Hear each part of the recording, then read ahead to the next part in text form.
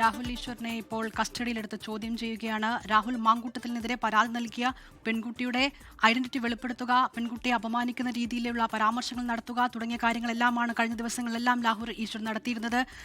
നമ്മുടെ ചർച്ചയിലടക്കം വന്ന് പെൺകുട്ടി വിവാഹിതയാണ്, അത് മറച്ചുവെച്ചുകൊണ്ടാണ് രാഹുൽ മാങ്കൂട്ടത്തിലുമായി സൗഹൃദമുണ്ടാക്കിയത് തുടങ്ങിയതടക്കമുള്ള വാദങ്ങൾ രാഹുൽ ഈശ്വർ മുന്നോട്ട് വച്ചിരുന്നു. ഇതിൽ പല വാദങ്ങളും രാഹുൽ മാങ്കൂട്ടത്തിൽ പോലും അദ്ദേഹത്തിന്റെ മുൻകൂർ ജാമ്യാപേക്ഷയിലടക്കം നേരത്തെ ചേർക്കാതിരുന്നതുമായ കാര്യങ്ങൾ പോലുമാണ്.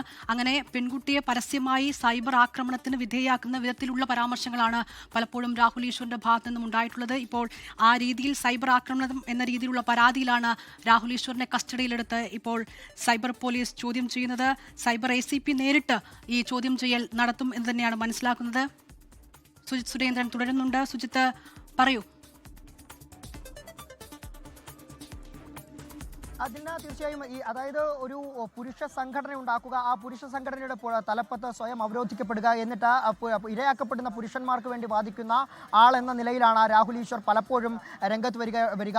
അത്തരത്തിൽ വരുമ്പോൾ തന്നെ ഇരകൾക്ക് എതിരെ, അതായത് അതിജീവിതകൾക്കെതിരെ രൂക്ഷമായ വിമർശനം ഉന്നയിക്കുക എന്നുള്ളത് രാഹുൽ ഈശ്വറിന്റെ ഒരു രീതിയായി മാറുകയും ചെയ്തിരുന്നു. അത്തരത്തിൽ ഏറ്റവും ഒടുവിലുണ്ടായ ഒരു സംഭവം തന്നെയായിരുന്നു ഈ രാഹുൽ മാങ്കൂട്ടത്തിനെതിരായ ലൈംഗിക പീഡന കേസിൽ രാഹുൽ ഈശ്വർ അത്തരത്തിൽ ഈ രാഹുൽ മാങ്കൂട്ടത്തിനെതിരെ പരാതി നൽകിയ യുവതിക്കെതിരെ, അതിജീവിതക്കെതിരെ വളരെ രൂക്ഷമായ തരത്തിൽ വിമർശനം ഉന്നയിക്കുകയും തൻ്റെ സോഷ്യൽ മീഡിയ പ്ലാറ്റ്ഫോമുകളിലടക്കം വലിയ രീതിയിലുള്ള ഒരു വിമർശനമായി കുട്ടിക്കെതിരെ അല്ലെങ്കിൽ അതിജീവിതക്കെതിരെ ഉയർത്തുകയും ചെയ്തിരുന്നു. ഇതിൽ ആ വിമർശനങ്ങളുടെ അതിരും കടന്ന് ആ കുട്ടിക്കെതിരെ വളരെ മോശമായ തരത്തിലുള്ള പരാമർശങ്ങളിലേക്ക് കടന്നതോടുകൂടിയാണ്, അതിൻ്റെ അതിജീവിതയുടെ ഐഡന്റിറ്റി വെളിപ്പെടുത്തുന്ന തരത്തിലുള്ള പരാമർശങ്ങളിലേക്ക് പോയതോടുകൂടിയാണ് രാഹുൽ ഈശ്വറിനെതിരെ നിയമ നടപടികളുമായി മുന്നോട്ട് വരാൻ പെൺകുട്ടി നിർബന്ധിതയായത്.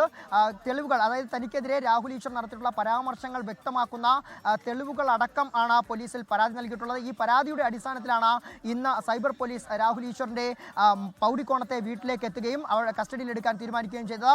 എന്നാൽ അവിടെ എത്തിയപ്പോഴാണ് രാഹുൽ ഈശ്വർ താൻ തന്നെ നേരിട്ട് ഹാജരായിക്കൊള്ളാം, ഈ പോലീസിന് പിന്നാലെ വന്നുകൊള്ളാം എന്ന് പറഞ്ഞത്. പോലീസ് വാഹനത്തിൽ പോകാൻ രാഹുൽ ഈശ്വർ തയ്യാറായില്ല എന്നാണ് മനസ്സിലാക്കാൻ സാധിച്ചത്. അങ്ങനെയാണ് രാഹുൽ ഈശ്വറിനെ ആദ്യം പോലീസ് ട്രെയിനിങ് കോളേജിലേക്ക് കൊണ്ടുവരുമെന്നാണ് അറിയാൻ സാധിച്ചത്. എന്നാൽ തീരുമാനം മാറ്റിക്കൊണ്ട് പോലീസ് AR ക്യാമ്പിലേക്ക്, നന്ദാവനത്തെ AR ക്യാമ്പിലേക്ക് എത്തിക്കുകയായിരുന്നു. ഇവിടെ ഇപ്പോൾ വിശദമായി രാഹുൽ ഈശ്വറിനെ ചോദ്യം ചെയ്യുന്നു എന്നുള്ളതാണ്. രാഹുൽ ഈശ്വറിന്റെ മൊബൈൽ ഫോണും അതുപോലെ തന്നെ രാഹുൽ ഈശ്വറിന്റെ ലാപ്ടോപ്പും അടക്കം പോലീസ് കസ്റ്റഡിയിൽ എടുത്തിട്ടുണ്ട്. ഇത് ഉപയോഗിച്ചുകൊണ്ടാണ് രാഹുൽ ഈശ്വർ കുട്ടിക്കെതിരെ ഇത്തരത്തിലുള്ള പെൺകുട്ടിക്ക് അതിജീവിതക്കെതിരെ ഇത്തരത്തിൽ മോശമായ പരാമർശങ്ങൾ നടത്തിയിട്ടുള്ളത് എന്നാണ് പറയുന്നത്. അതുകൊണ്ട് തന്നെ ഇതൊക്കെ തന്നെ വിശദമായി പരിശോധിക്കുകയാണ് പോലീസ്. ഈ രേഖകളൊക്കെ തന്നെ പെൺകുട്ടി നൽകിയ പരാതിക്കൊപ്പം നൽകിയിട്ടുള്ള തെളിവുകളും രാഹുൽ ഈശ്വറിന്റെ ഫോണിലും ലാപ്ടോപ്പിലുമുള്ള രേഖകളും ഒക്കെ തന്നെ പരിശോധിക്കുന്നു.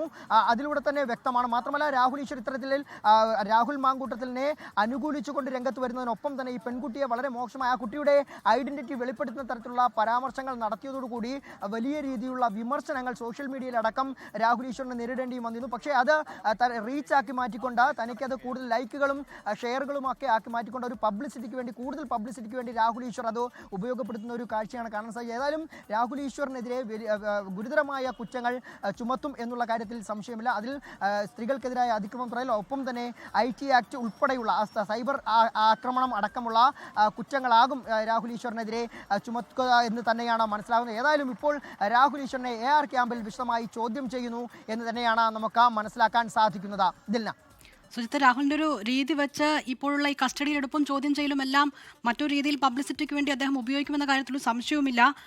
എത്ര സമയമായി ചോദ്യം ചെയ്യൽ AR ക്യാമ്പിൽ തുടങ്ങിയിട്ട് ആരൊക്കെയാണ് ഇപ്പോൾ ഈ ചോദ്യം ചെയ്യൽ നേതൃത്വം നൽകുന്നത്? ഏതാണ്ട് അരമണിക്കൂറോളം ആകുന്നു ഇപ്പോൾ ചോദ്യം ചെയ്യൽ എന്നുള്ളതാണ്. സൈബർ SP ഉൾപ്പെടെയുള്ള ആളുകളാണ് ഇപ്പോൾ ചോദ്യം ചെയ്തതെന്ന് തന്നെയാണ് നമുക്ക് മനസ്സിലാക്കാൻ സാധിക്കുന്നത്. ഏതായാലും ഒരുപക്ഷെ റിമാൻഡിലേക്ക് പോലും രാഹുൽ ഈശ്വർ പോകേണ്ടി വരും എന്നുള്ളതാണ് ഇപ്പോൾ മനസ്സിലാക്കാൻ സാധിക്കുന്നത്. വിശദമായ ചോദ്യം ചെയ്യലിന് ശേഷമാകും കേസെടുത്ത് മറ്റു നടപടികളിലേക്ക് കടക്കുക. ഇപ്പോൾ ഈ AR ക്യാമ്പിൽ വിശദമായ ചോദ്യം ചെയ്യലിന് രാഹുൽ ഈശ്വർ വിധേയനായിരിക്കുന്നു എന്നുള്ളതാണ്.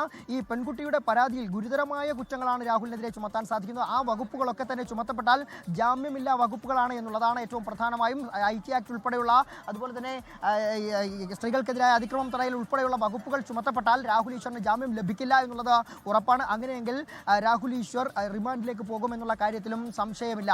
ലോകത്തെവിടെയായാലും ഏത് സമയത്തും 24 വാർത്തകളും ഓഗ്മെന്റഡ് റിയാലിറ്റി പാക്കേജുകളും എക്സ്പ്ലെയിനറുകളും വിശദമായി കാണാൻ ഞങ്ങളുടെ യൂട്യൂബ് ചാനൽ നിങ്ങൾക്ക് സബ്സ്ക്രൈബ് ചെയ്യാം.